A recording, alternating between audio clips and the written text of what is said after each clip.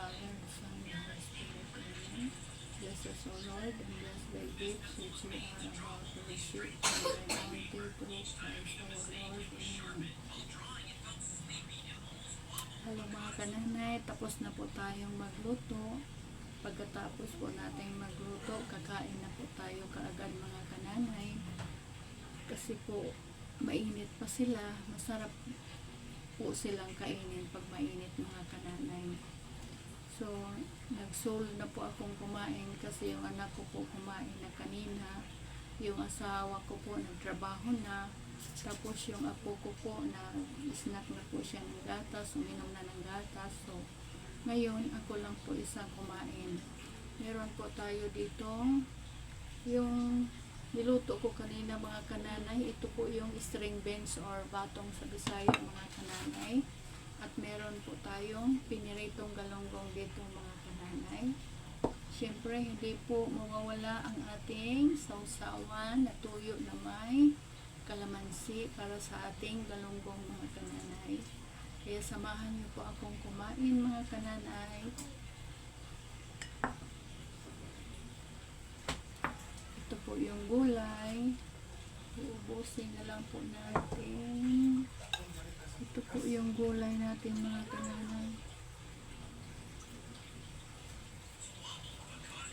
Masarap po mga kananay magkamay.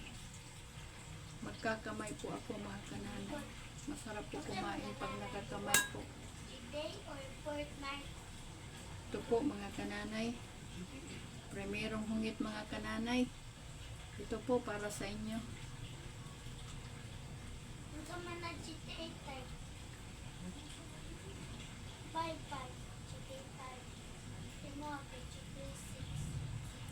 Masarap po, hindi po siya lata. Medyo malutong pa po ang ating batong.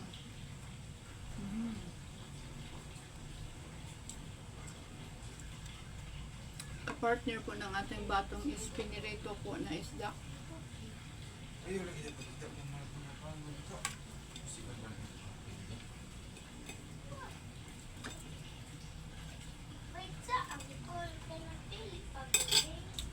Sausaw po natin sa tuyo mga kananay para masarap. Balik ka sa exercise. Di na.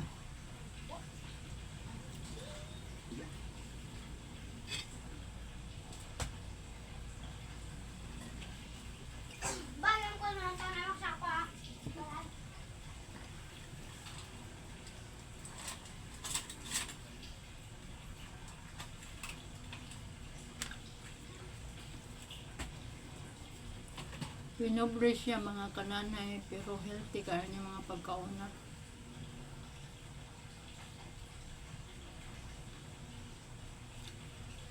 Mauni ang bagay sa ato ng mga pagkaon sa mga may edad na mga kananay. Isang gugoy edad.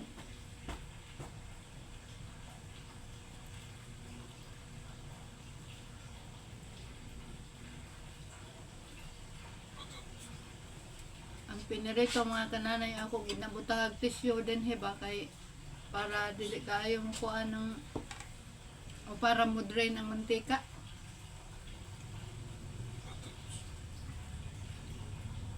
Mga una sabta mga kananay.